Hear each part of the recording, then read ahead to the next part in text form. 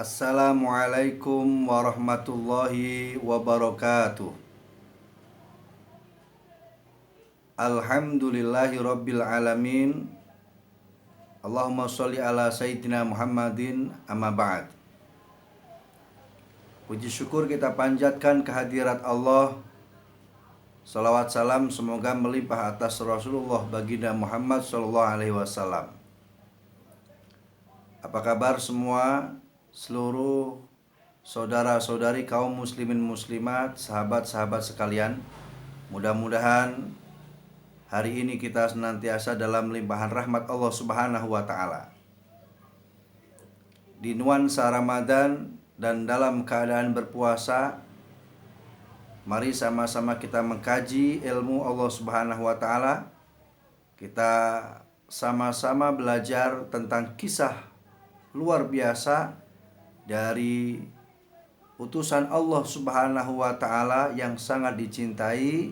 Beliau adalah Nabiullah Musa alaihissalam dan Nabiullah Harun alaihissalam.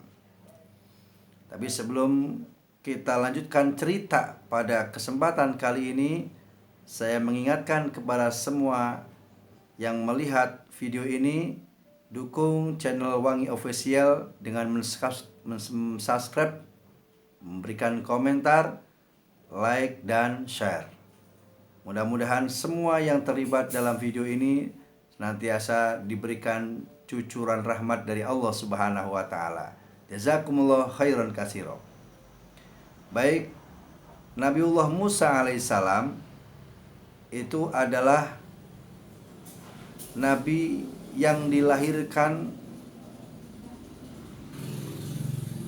di masa penguasa jahat, rezim yang bengis, raja yang kejam, Fir'aun laknatullah alaih.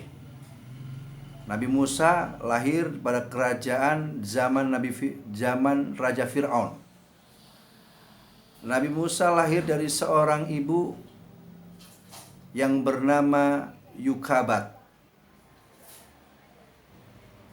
dan seorang ayah yang bernama Imran. Nabi Musa alaihissalam lahir ketika Fir'aun satu hari bermimpi. Dalam mimpinya Fir'aun melihat kerajaannya terbakar hangus, lalu semua rakyatnya dari golongan kaum Kipti, yaitu Mesir, mati.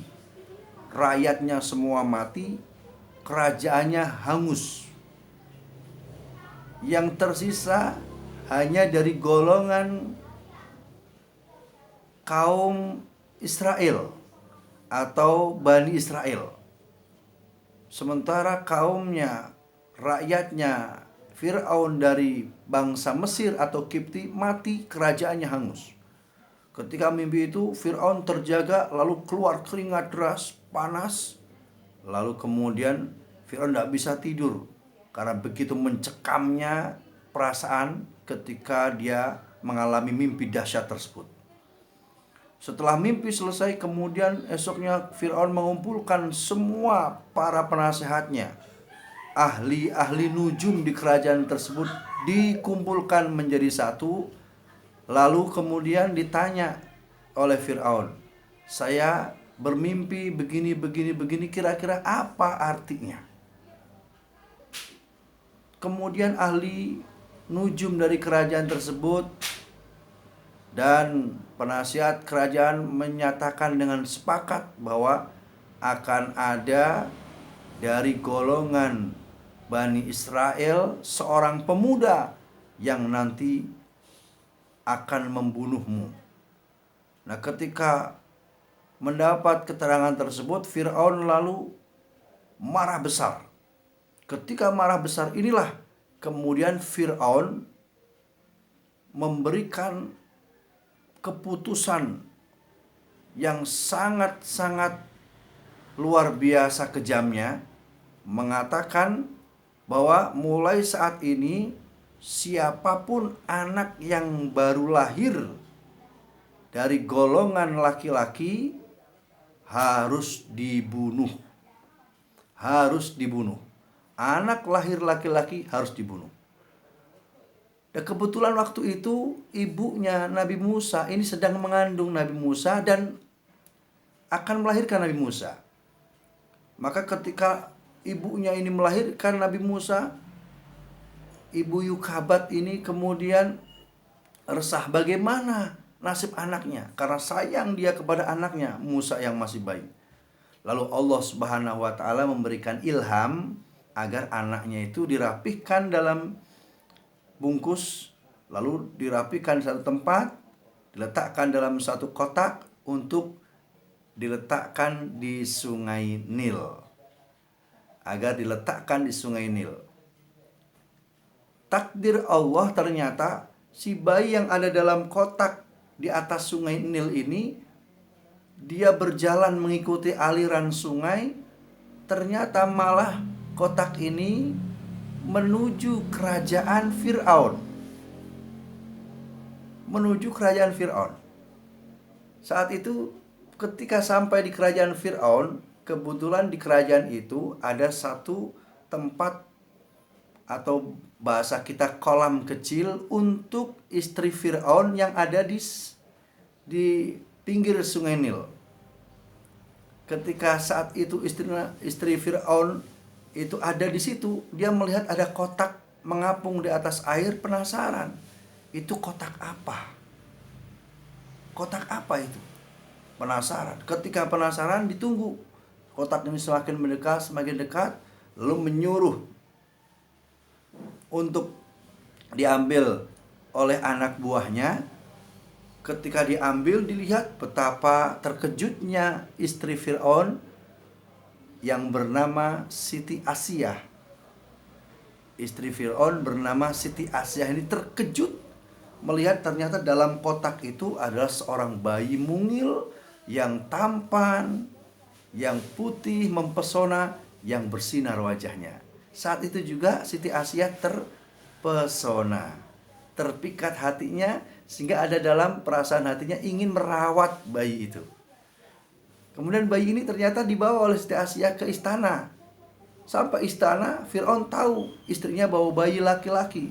Marah besar Fir'aun. Marah besar dan mengatakan, kenapa kamu bawa bayi laki-laki masuk ke dalam istana? Bukankah aku sudah katakan siapapun bayi yang lahir laki-laki harus saya bunuh? Ini kamu malah membawa bayi ke dalam istana. Apa kata Siti Asyah? Udahlah, kamu tidak perlu khawatir, kita rawat bayi ini, kan ini masih bayi.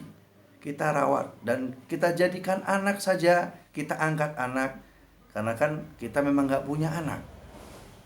Ternyata hati Fir'aun luluh dengan pendapat Siti Asyah, dan kemudian bayi kecil atau Nabi Musa kecil ini dirawat di dalam istana. Subhanallah, takdir Allah, malah bayi ini hidupnya dalam istana. Ya, hidupnya dalam istana. Sehingga Nabi Musa mendapatkan makanan yang paling baik, karena di istana mendapatkan vitamin, asupan paling baik, mendapatkan kesehatan, jaminan kesehatan yang paling baik, mendapatkan keamanan paling baik karena masuk dalam lingkup keluarga istana. Karena kemudian Nabi Musa itu hidup di lingkungan istana yang penuh dengan kebaikan pendidikan dan kebaikan penjagaan, maka Nabi Musa tumbuh sebagai pemuda yang kuat, pintar, cerdas, dan gagah berani. Satu hari Nabi Musa berjalan-jalan keluar dari istana. Ketika keluar tuh Nabi Musa melihat ada dua orang berkelahi, pukul-pukulan. Dua orang ini, yang satu dari golongan Bani Israel, golongan Nabi Musa. Yang satu lagi adalah golongan kaum Kipti atau kaum Mesir. Ini adalah kaumnya Fir'aun. Satu Bani Israel, satu Kipti, Mesir, kaumnya Fir'aun. Yang Bani Israel itu golongan Nabi Musa, yang Kipti golongan Fir'aun. Ternyata yang Kipti ini marah besar kepada kaum Bani Israel, sampai kemudian memberikan banyak pukulan, menghajar kaum Bani Israel yang dilawannya tadi. Nabi Musa melihat kaum Bani Israel ini dipukuli oleh kaum Kipti, tanpa berpikir panjang tiba-tiba Nabi Musa ingin mencegahnya, dan tidak sengaja Nabi Musa menampar, memukul Bani Kipti yang sedang menghajar Bani Israel tadi, pemuda Bani Kipti tadi. Dipukul oleh Nabi Musa tanpa sengaja. Pukulannya itu ternyata sekali pukul ini Bani Kipti mati, meninggal dunia. Ternyata setelah mati ini berita didengar oleh Fir'aun bahwa Musa telah memukul kaumnya Bani Kipti. Marah besar Fir'aun mendengar Musa memukul dari golongan Fir'aun. Kemudian Nabi Musa lari karena Fir'aun memerintahkan untuk dikejar, untuk menangkap Nabi Musa. Lari atas saran beberapa orang yang memberikan saran kepada Nabi Musa, lebih baik Nabi Musa untuk pergi jauh, meninggalkan Mesir untuk selama waktu tertentu. Maka Nabi Musa berjalan jauh hingga beberapa tahun meninggalkan Mesir. Ya, Nabi Musa lama sekali meninggalkan Mesir. Kemudian di perantauan itu, tanpa tahu arah mau kemana Nabi Musa pergi, satu hari Nabi Musa melihat ada gerombolan laki-laki yang sedang berebut untuk mengambil air minum, untuk kepentingan minum keluarga orang itu, dan kepentingan minum dari domba atau kambing-kambing peliharaannya. Nah, di gerombolan tersebut ada dua orang perempuan. Dua orang perempuan ini perempuan yang solihah, dua-duanya putrinya seorang nabi. Ya, putrinya seorang nabi. Putri seorang nabi ini adalah putri dari Nabi Syuaib alaihissalam. Nah, Nabi Musa kemudian menolong dua perempuan solehah ini dengan cara apa? Nabi Musa melihat ada batu besar. Itu batu yang sangat besar, itu cuman dipukul sekali oleh Nabi Musa, dibongkar, ting, dengan sekali tenaga terpelanting batunya. Dan dari dalam batu itu kemudian memancar air yang sangat deras. Keluar air yang sangat deras, yang kemudian dengannya si perempuan yang solehah ini membawa air yang banyak untuk kepentingan keluarga dan domba-domba yang dipeliharanya. Lalu kemudian Nabi Musa alaihissalam diangkat menantu oleh Nabi Syuaib alaihissalam. Ya, diangkat menantu oleh Nabi Syuaib alaihissalam. Nah, kemudian setelah beberapa tahun Nabi Musa kembali ke Mesir. Setelah sampai di Mesir, Fir'aun tahu akan kedatangan Nabi Musa. Fir'aun kemudian kumpulkan pasukan-pasukan penyihirnya, menantang Nabi Musa untuk beradu kekuatan di lapangan terbuka. Lalu Fir'aun mengatakan, kalau kamu menghebat Musa, kamu harus mampu mengalahkan sihir-sihir saya. Di lapangan itu kemudian para penyihir Nabi Musa udah kumpul. Nabi Musa datang di situ. Tiba-tiba penyihir Nabi Musa melemparkan tali-tali yang dilemparkan.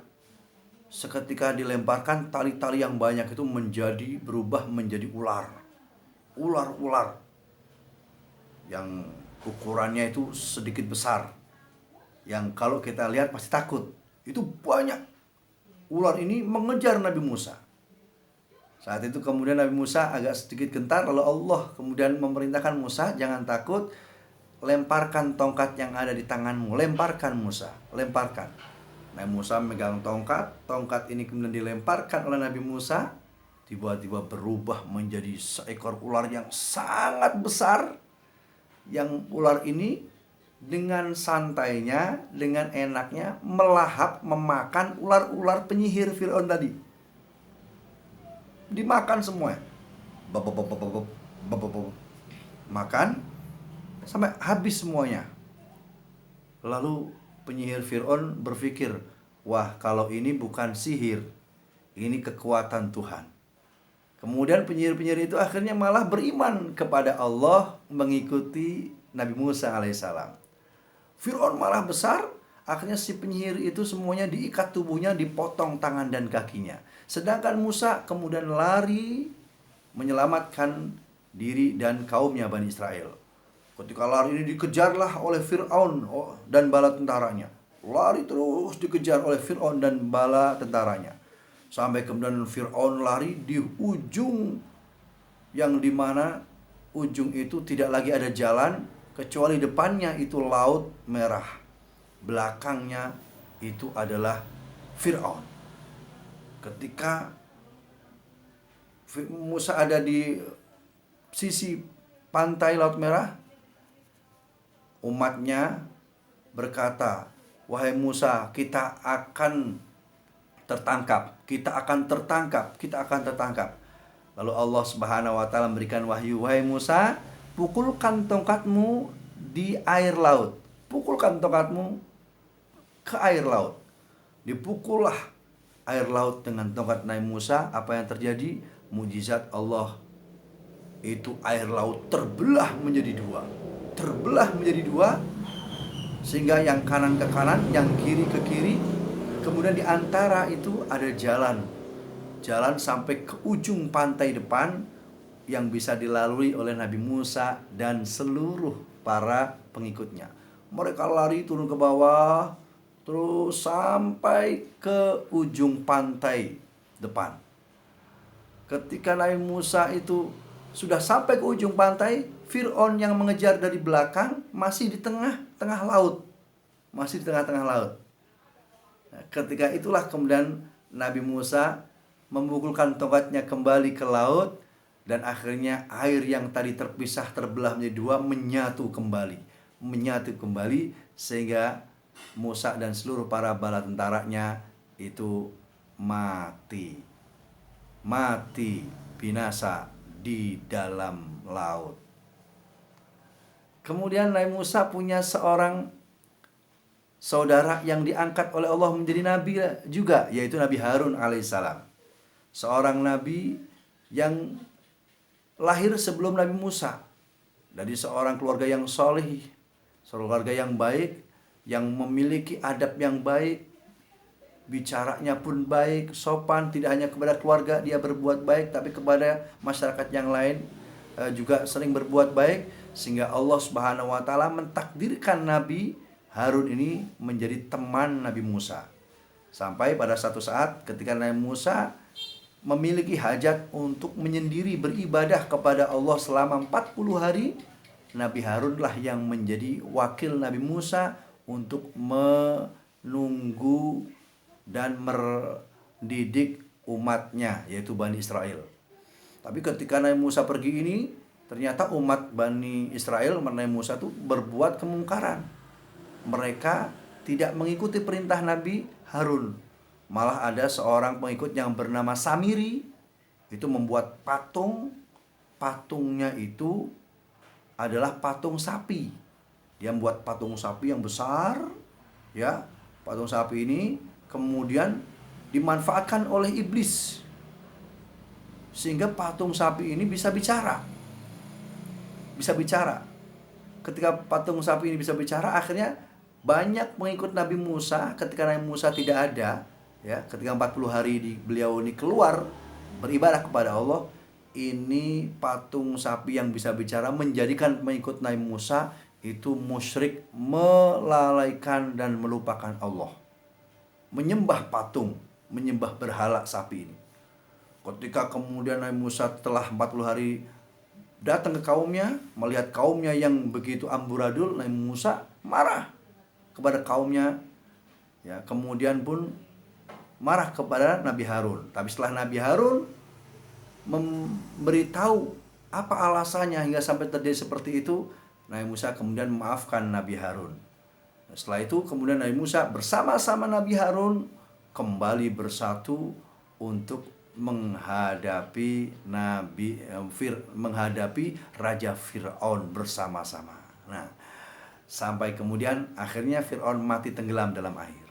Ini kisah dari awal hingga akhir sekelumit yang mungkin bisa menjadi inspirasi kita bahwa Nabi Musa adalah seorang yang gagah pemberani, pantang menyerah, tidak pernah mundur, yang memiliki kekuatan dan keinginan yang besar untuk menegakkan kebenaran dan takwa kepada Allah Subhanahu wa taala.